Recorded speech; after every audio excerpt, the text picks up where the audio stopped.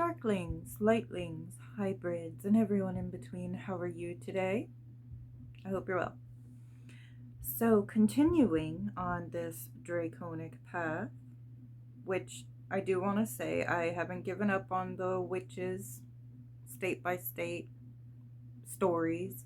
I will be doing the next one probably tomorrow or the next day. So, yeah, just wanted to let you know that.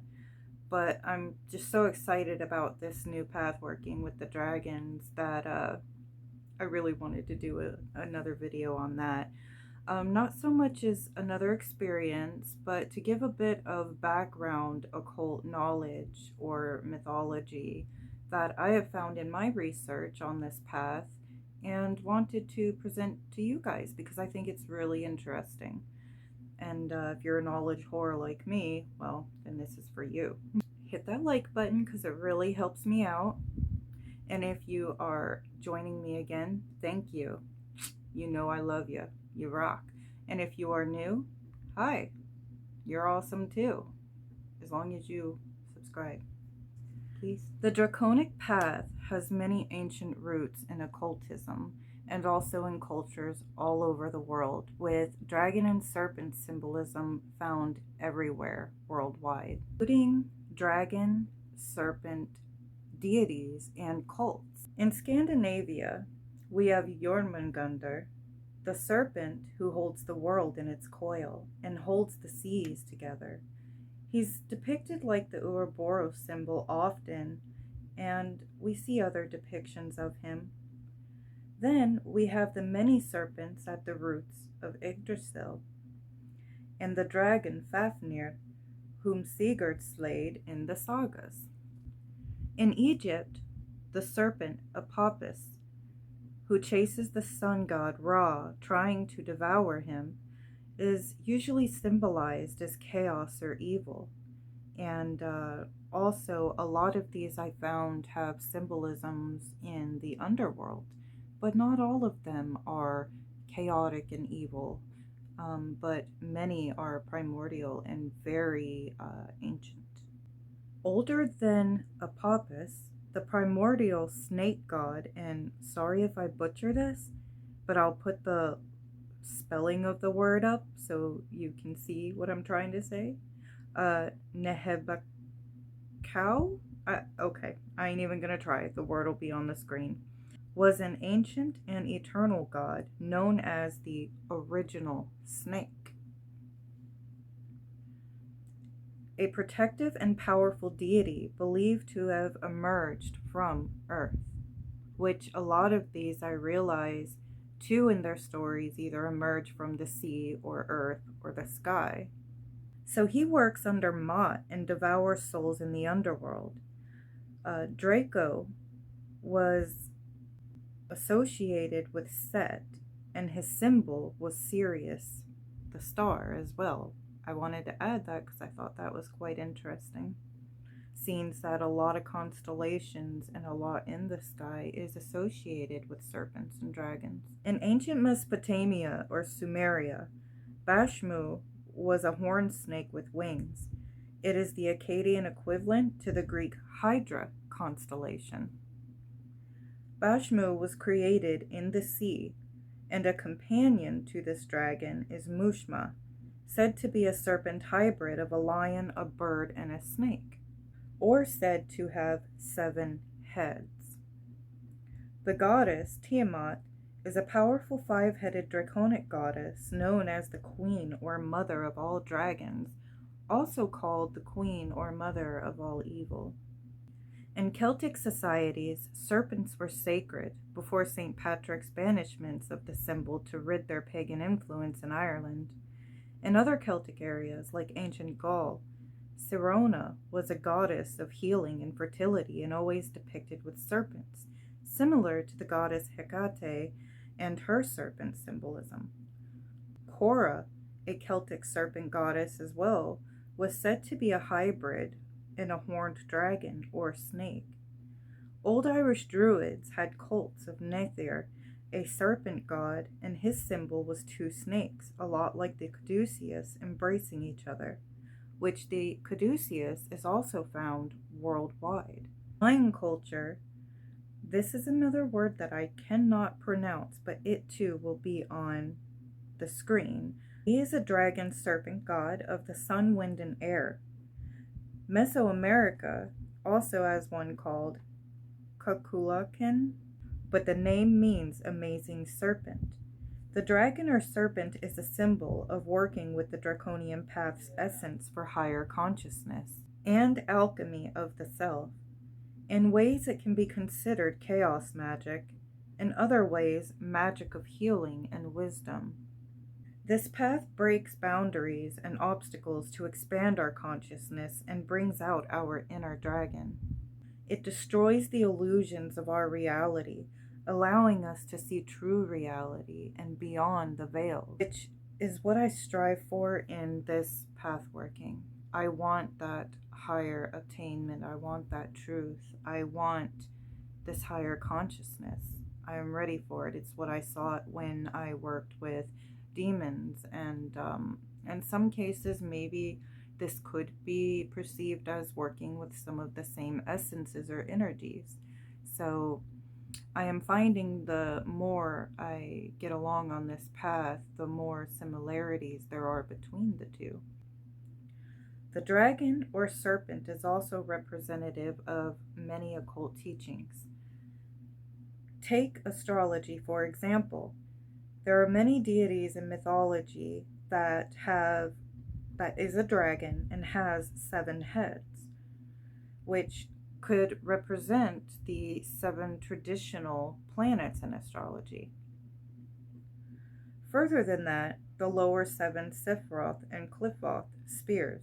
Also, the chakras relating to Kundalini awakening, therefore expanding our consciousness as the serpents slither between and awaken the powers or abilities in the chakras, all the way to the third eye and the crown. You can find dragon and serpent symbols in almost every occult system if you look deep enough. Like the Ouroboros, the serpent who devours himself to become whole and anew again by looking through the dragon's eye, like in my astral experience that I shared in the previous video. And we have so much more to talk about. Last night I was walking Floki and I look up at the moon, and above the moon I see this dragon eye in the sky.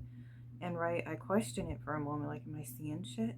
But it didn't go away, and I'm trying to get a shot of it on my phone, and my camera sucks, plus my stuff's cracked, so I couldn't really get a good picture. It was kind of blurry. And I was like disheartened over it because I wanted to show people, but I wake up this morning and another witch in the area got a good picture of it and posted it in a group on Facebook. And I seen that and I was like, oh my gosh, like, this is awesome. It is also how the eye looked in my dream, like through the window, only of course more color. This is a sign of every witch's wisdoms and workings opening up this veil. A veil of wisdom, truth, and our power of awakening on this planet. Because I believe while on the path, regardless of Draconic or whatever path you're on, that we all have roots in this working or with these beings. Roots meaning like origins that we all use and practice in magic and all of the mythologies and lore of the occult. And I think the dragon or serpent is one of those really huge symbols of the occult. Like, for example, lore of us being created by the dragon Inki and the earth by the dragon Enlil. They're not always depicted as dragons, but then there are other things I find where they are. And one of those very good sources for this lore is the Bible, believe it or not. When you look deeply into the Bible and the mistranslations and you kind of search and go back through sources and stuff, you find that it seems to kind of be a retelling of a lot of ancient Mesopotamian mythologies, and that's one of the oldest cultures we know about today that have written language. And it's almost the exact same stories. And then when you realize what words in the Bible were mistranslated and you get the correct word for it, it really kind of blows your mind. So, like, example, the Bible's word Elohim, meaning the powerful ones, which is more than one, was mistranslated or purposely put in there for agenda to hide this. Means like more than one, but it was put in there as the word Lord or God. But originally, if you replace every Lord or God in the Bible with Elohim or the powerful ones, then things kind of make a bit more sense. Also, the symbol of the dragon or serpent is all throughout the Bible. I believe that Inky is a symbol of the dragon or of the occult. The flame of the dragon is in us all, or Satan, Lucifer, who is called the dragon in the Bible, or Lilith, who is depicted as the serpent in Eden. Sometimes it's said to be Azazel. We've heard of the Revelations tale of the great goddess appearing in heaven, clothed with the sun and the moon at her feet, and a crown of 12 stars on her head, screaming as if she's giving birth. I think the 12 on her head, on the crown, symbolizes the zodiac constellations. And then, out of nowhere in this story, a dragon comes along. And I believe that dragon symbolizes that hidden 13th of the zodiac Ophiuchus. This dragon too has 7 heads, which again I believe is the 7 traditional planets. So here we have the feminine representing the 12 zodiac constellations, and we have the masculine dragon representing the planets. And I mean, this is in the Bible. So this is how I interpret this symbology myself. And what people don't realize about the dragons and serpents in the Bible is that all of them are being called Satan or the devil, as if they're all like grouped into one being or entity. But if you read them, it is clear that these are often separate or complete other entities, even though unnamed or called the dragon or the serpent. They don't all seem to be the same. There's even areas in the Bible where God or Yahweh himself in the Hebrew Bible refers to himself as a dragon and is often depicted as a dragon with smoke rising from his nose and breath of flames. How can religious groups pair all of them into one box? That sounds a bit like agenda to me as well, to hide this secret knowledge or wisdom of the occult. I encourage you to look into this information yourself too, though. Don't just take my word for it. But mine stands on the belief that we are all of the dragon's flame, and we can awaken it on this path, our magical flame, our dark or light flame, or a mixture of both. And I'm excited to see how much further this path takes me.